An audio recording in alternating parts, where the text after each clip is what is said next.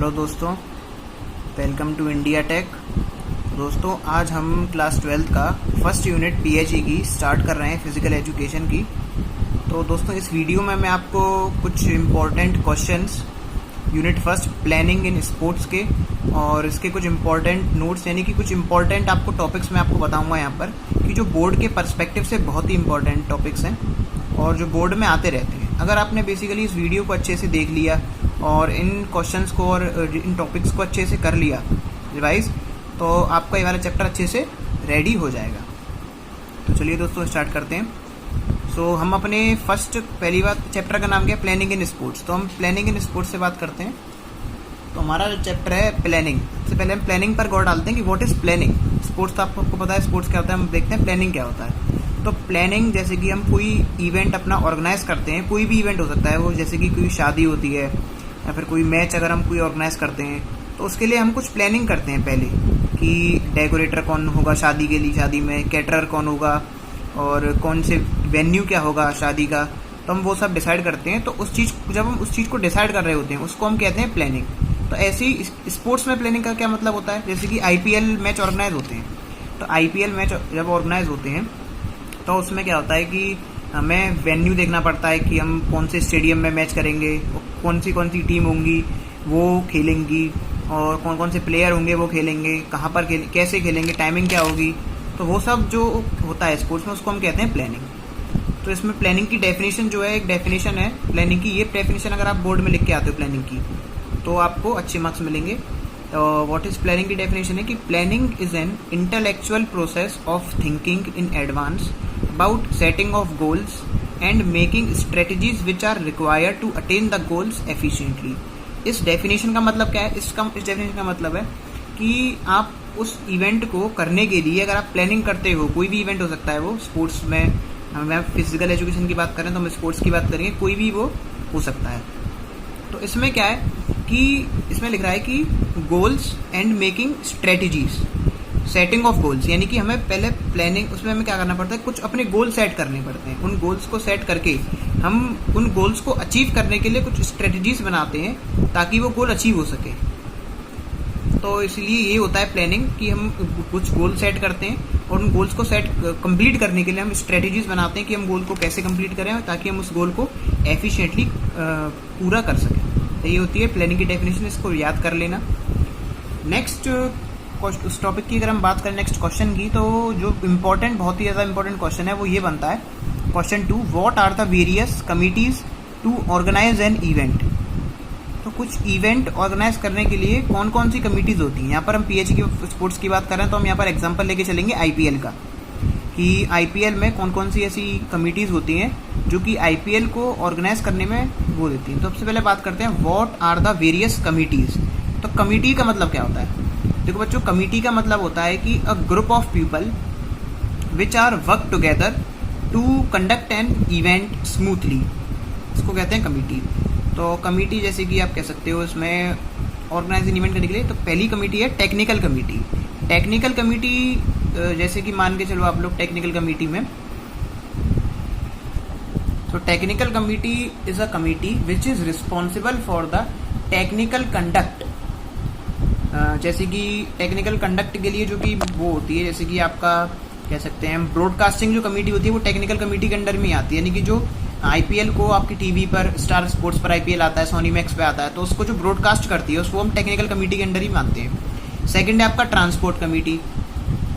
तो transport committee में क्या होता है कि basically transport committee is responsible होती है किसके लिए, कि जैसे कि जो चीफ गेस्ट सॉरी, जैसे कि आपके स्पोर्ट्स पर्सन होते हैं, स्पोर्ट्स पर्सन को वेन्यू से उनके होटल से वेन्यू तक पहुंचाने का जो काम करती है वो ट्रांसपोर्ट कमेटी करती है।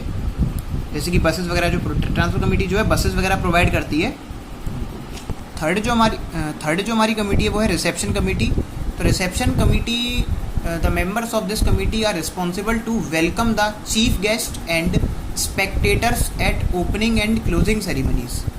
तो रिसेप्शन कमेटी क्या करती है कि जो चीफ गेस्ट आते हैं मैच को देखने के लिए या फिर मैच को प्रमोट करने के लिए, चीफ गेस्ट जो आते हैं या फिर स्पेक्टेटर्स जो होते हैं मैच को देखने आते हैं, उनको एड्रेस करती है और उन्हें बेसिकली अच्छे से उनका वेलकम करती है।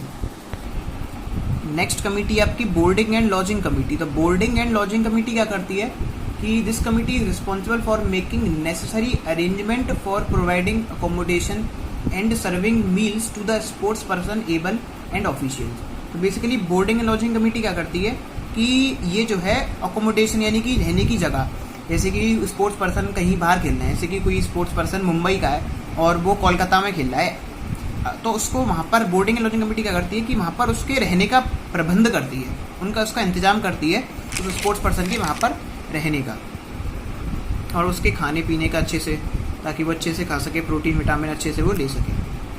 नेक्स्ट कमेटी है आपकी ground and equipment committee. Ground and equipment committee क्या करती है कि वो जिस ग्राउंड में वो खेलने वाले हैं, स्पोर्ट्स पर्सन या फिर टीम खेलने वाली है, उस ग्राउंड का ख्याल रखती है।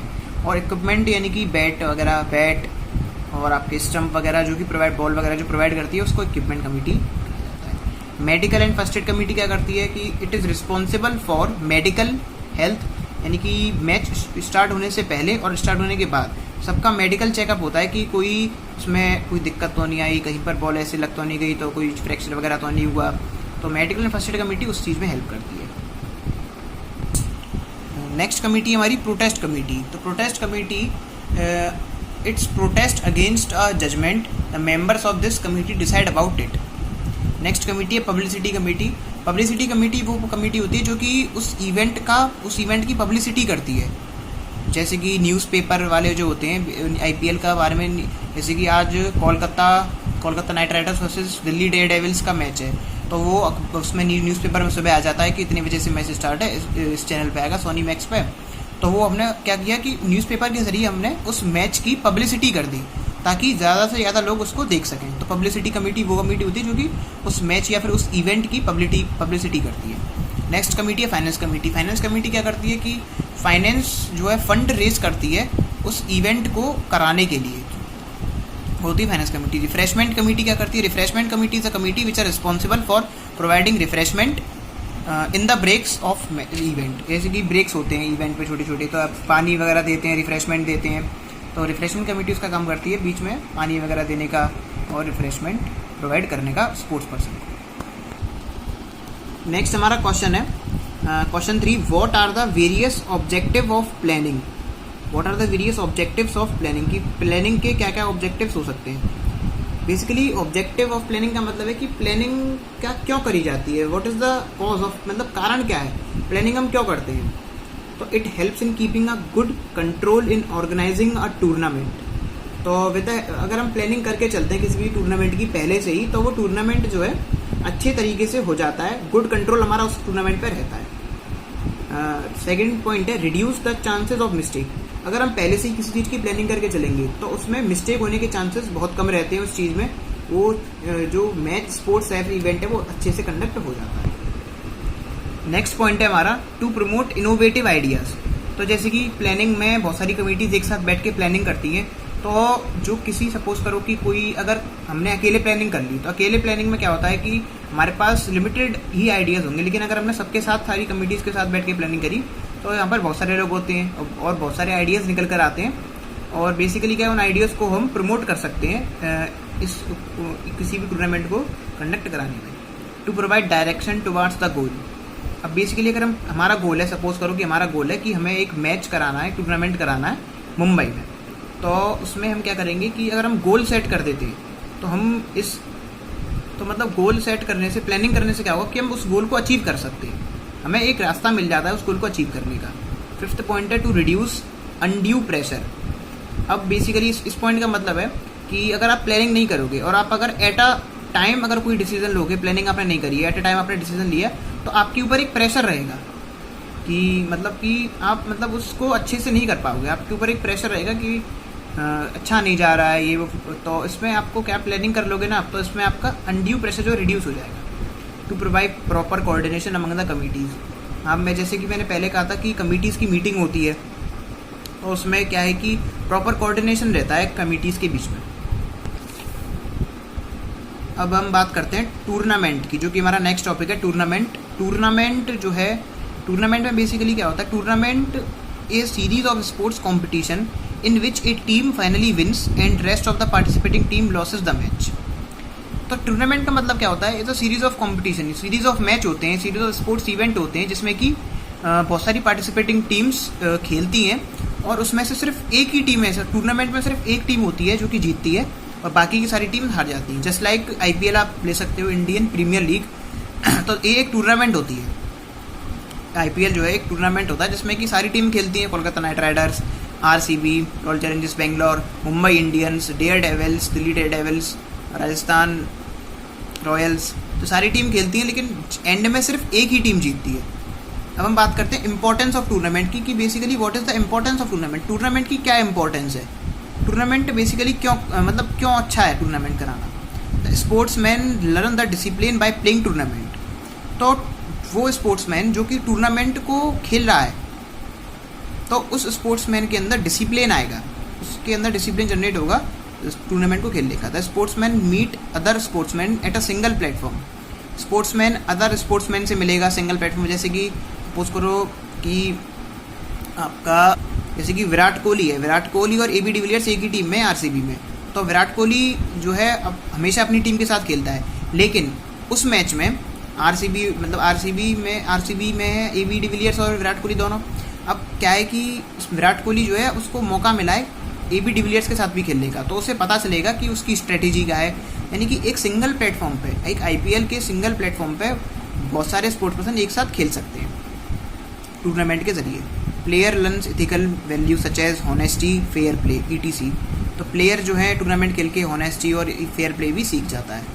Tournament provide recreation to all, tournament जो है इंटरटेनमेंट प्रोवाइड करती है सबको, स्पेक्टेटर्स को भी और जो टूर्नामेंट खेलना है उनको।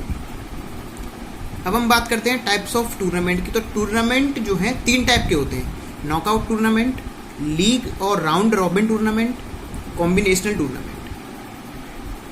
तो अगर हम बात करें नॉकआउट टूर्नामेंट की, तो नॉकआउट टूर्नामेंट वो टूर्नामेंट होते हैं जिनमें कि अगर पार्टिसिपेटिंग टीम में से अगर एक बार कोई टीम हार जाती है तो वो अगला मैच नहीं खेलेगी, वो उसी वक्त उस टूर्नामेंट में से एलिमिनेट हो जाती है, उसको सिर्फ एक चांस मिलता है। अगर टीम एक बार हार गई तो उसको अगला मैच खेलने को नहीं मिलेगा, वो उसी समय टूर्नामेंट में से एलिमिनेट हो जाएगी अगर वो एक बार डिफीट हो जाती है तो, और जो जीती हुई टीम होगी वो आगे वाला मैच खेल सकती है।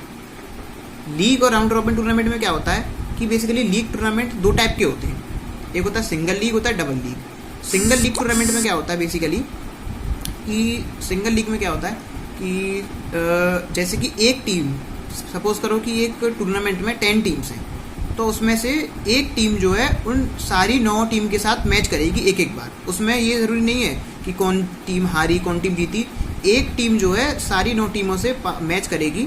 इससे कोई मतलब नहीं होता कि वो हारी है कि जीती है, उससे कोई मतलब नहीं पड़ता, लेकिन एक बार जो है उस 9 टीमों से मैच करेगी। डबल लीग में क्या होता है कि एक टीम उन 9 टीमों से 2 बार मैच करती है, 9 टीमों से 2 बार मैच करती है, ठीक है। कॉम्बिनेशन टूर्नामेंट मतलब होता है कि नॉकआउट टूर्नामेंट और लीग टूर्नामेंट दोनों का कॉम्बिनेशन होता है, कॉम्बिनेशनल टूर्नामेंट। अब हम बात करते हैं कॉम्बिनेशनल टूर्नामेंट को डिटेल में। Combinational tournament are combination of knockout tournament and league tournament. Combination tournament knockout tournament और लीग टूर्नामेंट का कॉम्बिनेशन होता है। कॉम्बिनेशनल टूर्नामेंट 4 टाइप के होते हैं, knockout cum knockout, league cum league, knockout cum league, league cum knockout. अब हम बात करते हैं स्पोर्ट्स स्पेसिफिक प्रोग्राम्स के बारे में। सो बेसिकली कुछ स्पेसिफिक स्पोर्ट्स प्रोग्राम होते हैं, जैसे कि स्पोर्ट्स डे है जो कि स्कूल लेवल पर मनाया जाता है, ताकि बच्चों के अंदर जो है पढ़ाई को छोड़कर स्पोर्ट्स से जो है स्कूल के अंदर बनाया जाता है, ताकि बच्चों के अंदर जो है पढ़ाई को छोड़कर स्पोर्ट्स के प्रति भी थोड़ी सी अवेयरनेस जगे और हेल्थ के प्रति अवेयरनेस जगे। हेल्थ रन होती है जो कि बेसिकली हेल्थ रन क्या होता है कि they are organised by health department to encourage about health and diseases, मतलब कि अवेयरनेस जगा सके हेल्थ के लिए। हेल्थ रन इसलिए की जाती है, एक मैराथन की तरह होती है। ये जो है हेल्थ डिपार्टमेंट के द्वारा ऑर्गेनाइज की जाती है, इसका जो फंड होता है हेल्थ और डिपार्टमेंट देती है। इसमें क्या होता है कि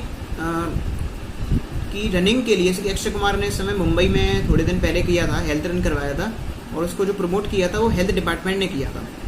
उसका जो फंड था वो हेल्थ डिपार्टमेंट ने बढ़ा था। उसमें क्या था कि बेसिकली कि हेल्थ एंड डिसीज, हम बेसिकली किसी भी डिसीज से हम पीछा छुड़ा सकते हैं with the help of health running. Running के जरिए हम कुछ भी कर सकते हैं। तो वो या था रन फॉर फन, ये रन फॉर फन कोई भी ऑर्गेनाइज करवा सकता है, ये फन के लिए रनिंग होती है ताकि उनके अंदर हेल्थ की अवेयरनेस रख सके। रन फॉर यूनिटी, और यूनिटी के लिए, एकता के लिए भागा जाता है इसमें। रन फॉर स्पेसिफिक कॉज जैसे कि एड्स, कैंसर, ये कुछ स्पेसिफिक प्रोग्राम्स से, स्पोर्ट्स स्पेसिफिक प्रोग्राम्स। ये इंपॉर्टेंट क्वेश्चन है एक आपका, what are the various types of tournament. जैसे कि मैंने बता दिया पहले, 3 टाइप के टूर्नामेंट होते हैं, नॉकआउट टूर्नामेंट, लीग और round robin tournament, combinational tournament. Next question जो कि बहुत बहुत इंपॉर्टेंट क्वेश्चन है, बहुत इंपॉर्टेंट, हर साल अप्रॉक्सीमेटली हर साल ये क्वेश्चन आता ही आता है फर्स्ट चैप्टर का। What is meant by intramural and extramural. Intramural में बेसिकली, इंट्राम्यूरल मतलब क्या होता है कि इंट्रा मतलब विद इन, म्यूरल मतलब muralist. So we can say the activities which are performed within the walls और within the campus of an institution are called intramural. जैसे कि इंट्रा हाउस एक्टिविटीज होती है, intra house competitions होते हैं जो कि स्कूल्स के अंदर ही करे जाते हैं, स्कूल के बाहर के बच्चे वहाँ पर पार्टिसिपेट नहीं कर सकते। ऐसे कंपटीशन, ऐसे स्पोर्ट्स, ऐसे टूर्नामेंट जो कि स्कूल के अंदर ही खेले जा सकते हैं, उसमें स्कूल के बच्चे ही पार्टिसिपेट कर सकते हैं, एक पर्टिकुलर स्कूल के सिर्फ वही पार्टिसिपेट कर सकते हैं और कोई बच्चा उनमें पार्टिसिपेट नहीं कर सकता। उनको हम कहते हैं इंट्राम्यूरल एक्टिविटीज या फिर इंट्राम्यूरल टूर्नामेंट। एक्स्ट्राम्यूरल की अगर मैं बात करूँ तो extramural we can say that the activities which are performed outside the walls of an institution और school are known as extramural activities. Extramural में क्या होता है, सीबीएसई स्पोर्ट्स डे कंडक्ट करवाती है जिसमें कि अलग अलग स्कूल से बच्चे आते हैं और उसमें खेलते हैं, है ना। तो उसको कहते हैं हम एक्स्ट्राम्यूरल एक्टिविटीज, जिसमें कि एक पर्टिकुलर स्कूल नहीं, बहुत सारे स्कूल्स मिलकर एक कुछ अगर करवाएं और उसमें बहुत सारे स्कूल्स के बच्चे जाएं क्वालिफाई होकर उसमें खेलें, तो उसको हम कहते हैं एक्स्ट्राम्यूरल एक्टिविटीज़। तो ये दोनों डेफिनेशन अच्छे से याद कर लेना, बहुत इंपॉर्टेंट डेफिनेशन है। तो बच्चों बस आज के लिए इतना ही। Hope you all learn that all the questions. और प्लीज़ बच्चों इस वीडियो को लाइक करें, और अगर आपको अच्छा लगा हो तो प्लीज़ चैनल को सब्सक्राइब करें और बेल नोटिफिकेशन दबाना ना भूलें। और प्लीज़ बच्चों कमेंट करो कि आप किस टॉपिक के ऊपर वीडियो बनाना चाहते हो, और प्लीज़ अपनी राय ज़रूर दीजिए। Please give me some suggestions in comment box, and thank you very much.